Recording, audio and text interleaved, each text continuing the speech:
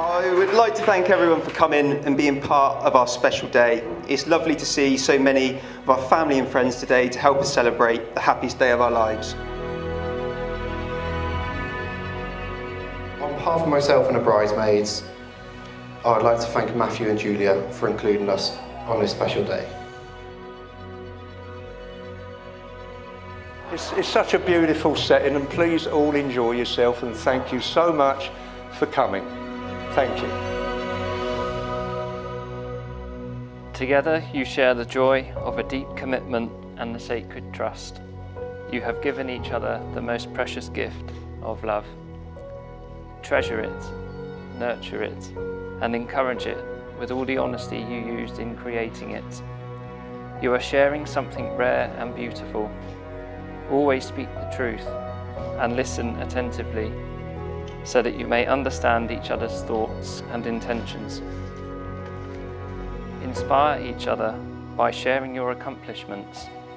Say I loved you often to retain the warmth between you.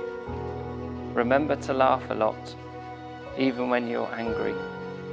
After all, you are each other's best friend. Stand together and for each other always. Be content in mind and spirit.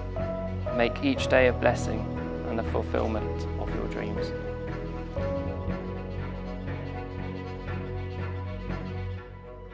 Matt, I'm going to say one thing to you, well, two. I'm going to give you 2 words of advice, all right?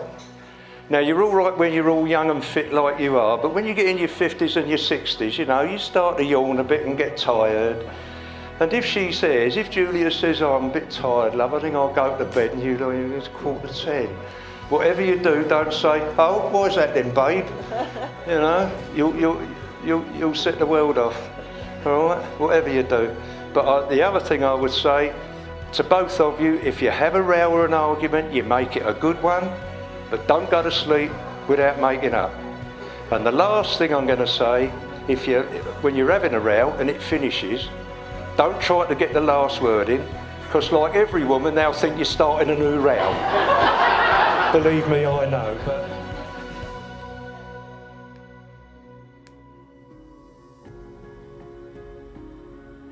Now, this wonderful reception is as a result of when I got down on one knee. Then I got down on both knees, and I put my hands together, and I said a little prayer, and I popped the big question, and I said, Tony, can you pay for this wedding?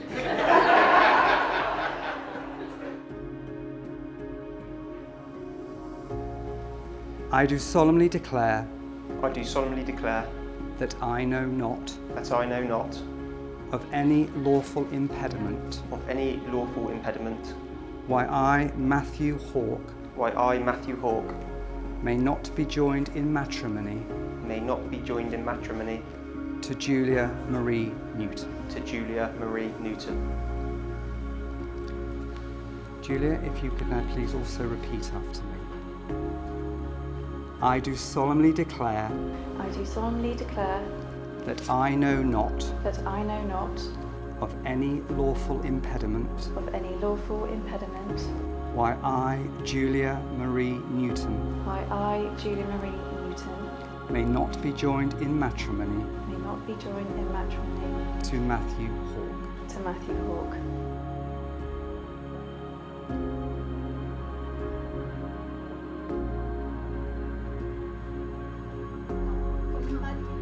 We've had some great memories over a year, and here's to many more. I really look at Matt as one of my best friends. He was there for my last year after I lost my father, and when I needed him most, he was there.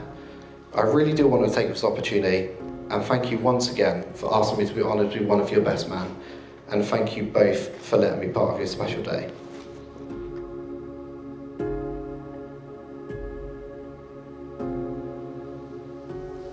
I'll be there, my love, through thick and through thin, when your mind's in a mess and your head's in a spin, when your plane's been delayed and you've missed the last train, when life is just threatening to drive you insane, when your thrilling whodunit has lost its last page, when somebody unhelpfully says you're beginning to look your age, when your coffee's too cold and your wine is too warm, when the forecast said fine, but you're out in a storm. I'll be there, my love, through thick and through thin. When your quick break hotel turns into a slum and your mobile photos show only your thumb.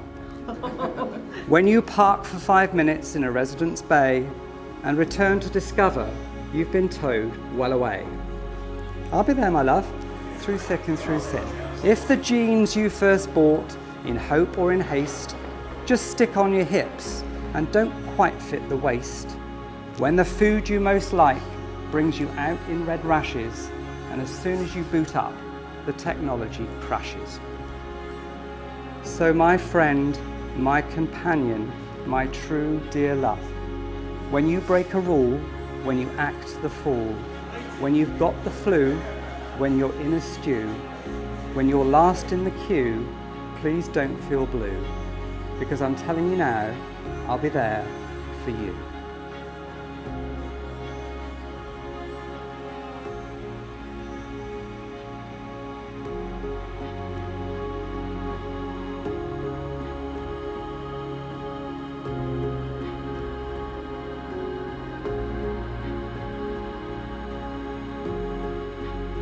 Well, I'd just like to say it's been a total honour to be here today and to be one of Matt's best men. He is the best friend you could ever ask for, and it's been a pleasure to be part of Matt and Julia's marriage. I wish you all both and happiness for your future.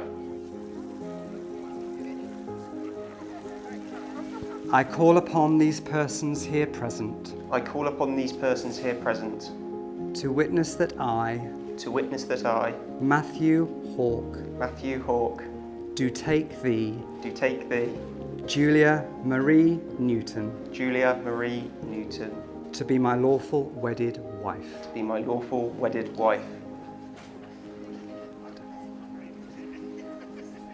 To have and to hold from this day forward, for better, for worse, for richer, for poorer, in sickness and in health, to love and to cherish, till death do us part.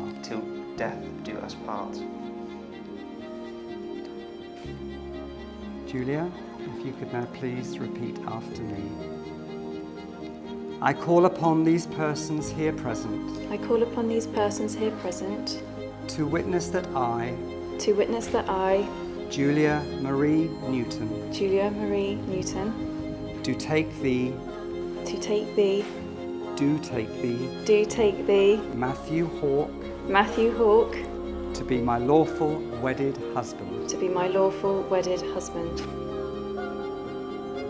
To have and to hold from this day forward, for better, for worse, for richer, for poorer, in sickness and in health, to love and to cherish, till death us do part.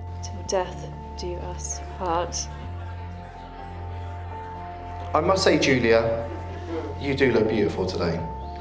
Matthew, you are definitely punching well above your weight, and you are a poor man's Mark Wright. And that was 10 years ago, with all the puppy fat. So at the age of 17, Matt decided to join us on a dart weekend. Even though he had played darts before, he won't mind me saying, but he wasn't the best. But he gave it a go and he gave it a crack playing that weekend, but lost in the first round. It wasn't a huge surprise. Despite this, Matt kept going and played with us in a local league. Those who know Matt will know that his nerves didn't improve massively from his pony club days. And apparently it was made even worse when he had to play a woman at darts. The aim of darts is to get the dart from your hand to the board. And to start with, this was going quite well. His nerves finally got the better of him, and somehow he managed to harpoon his own dart point through his top lip. To this day, I am not too sure how he managed it, and it's certainly a unique skill in itself. I think this is when he decided that darts wasn't for him, and maybe he should stick to golf. Matthew, a lot slimmer version of himself now. chosen choice of fashion, a black Primark vest. I'm like, one evening he vanished and came back to a club with a dashing tribal henna tattoo on his upper arm. This obviously made him feel pretty invincible, because that night he punched our front door with the hinges, and then knowing he had done a bad thing, escaped out of a balcony window and went on a run through a Zante strip. We found him later that night, crawled up somewhere, and we got him back, and then little Dave Hart gave him a good cuddled sleep, gave him a good little spoon.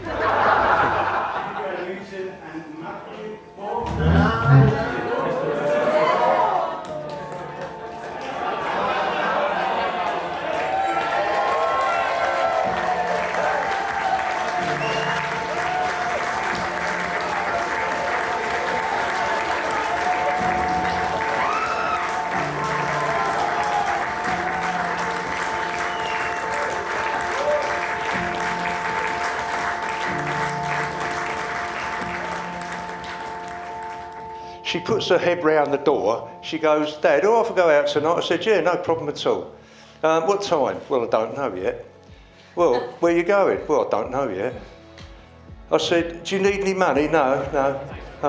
And then I said, well, what's the point of going out if you don't know where you're going and what time you're going? And then she said, well, I don't know what time he's picking me up. Now, we're talking Daddy's little girl, and at this point, my stomach went up, and my head went doing. It went back down, it come up, and the veins are sticking out. Of course, my mind is now playing havoc.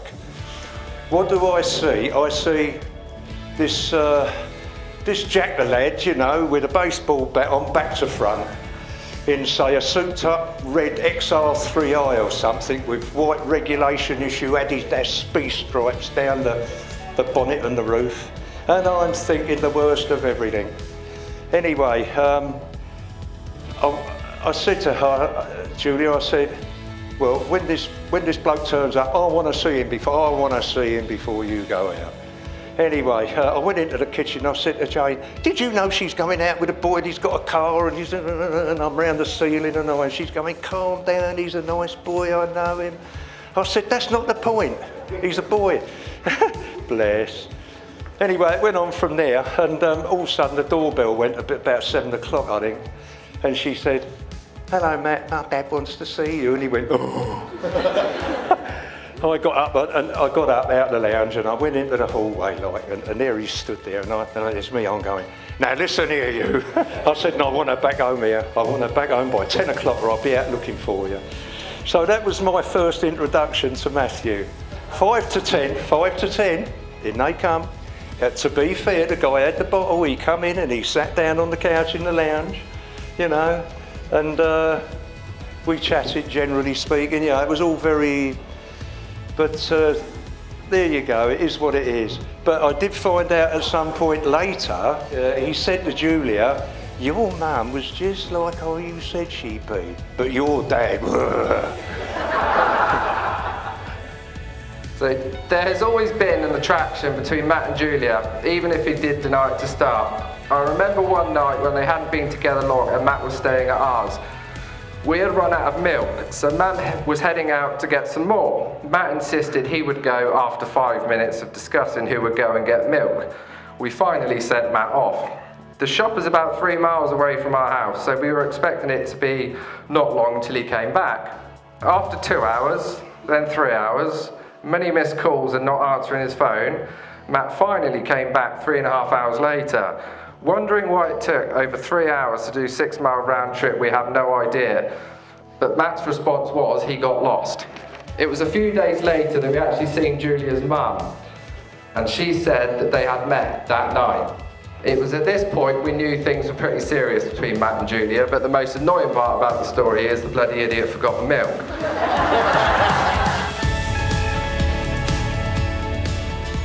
When I turned up in my 1 litre Vauxhall Corsa to take out your little girl, I was flattered that you thought I was a boy racer. But no, again, on a serious note, you've always made me feel part of your family and offered support and guidance whenever we've needed it. Thank you for raising such a beautiful, generous and talented daughter and for giving her away so willingly. on reflection, I wonder if it might have been a bit too willingly. I really couldn't have asked for more supportive in-laws, and you can trust me when I say that I always love and protect your wonderful daughter.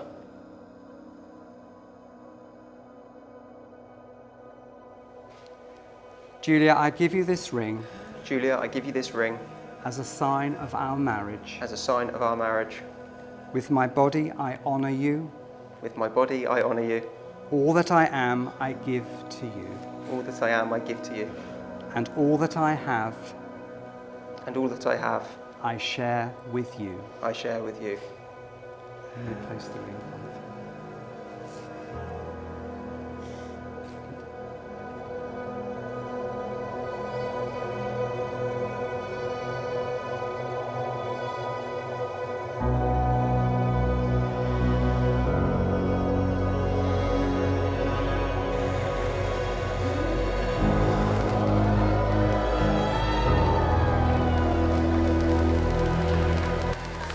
Matthew, I give you this ring Matthew, I give you this ring as a sign of our marriage. as a sign of our marriage. With my body, I honour you. With my body, I honour you. All that I am, I give to you. All that I am, I give to you. And all that I have, And all that I have, I share with you. I share with you. Replace the ring.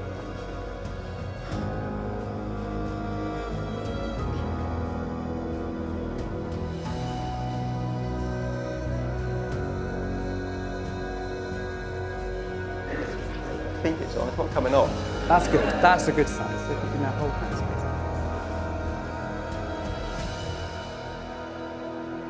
One man, one woman, with hearts so true, come before you to say, I do. A love fair, a dream come true. A couple shares what they are destined to do. He takes her hand to have and hold, their hearts embrace and never let go. A touch so pure, a smile so real, she closes her eyes so she may feel. The love of one man, the love of her life, they join as one, as man and wife. Oh, he's such a lovely bloke, you know, and I'm so pleased he's joined our family. I'm sure you'll all agree how stunning she looks today. Nothing could have prepared me for when you walked down the aisle. Thank you for marrying me and making me the proudest man in the world. I can't put into words how happy I am to call you my wife, and I've had the best 11 years of my life, and I'm looking forward to spending the rest of my days by your side. 11 years ago, I never realised what an incredible journey we were embarking upon together. I never would have believed that the 16-year-old girl I met would grow into the strong, independent and loving individual you are today. I've never faced life's challenges without your unconditional love. We've had 11 years of growing up, but never growing apart. With the many obstacles that life has put in our way, day by day, we grew together.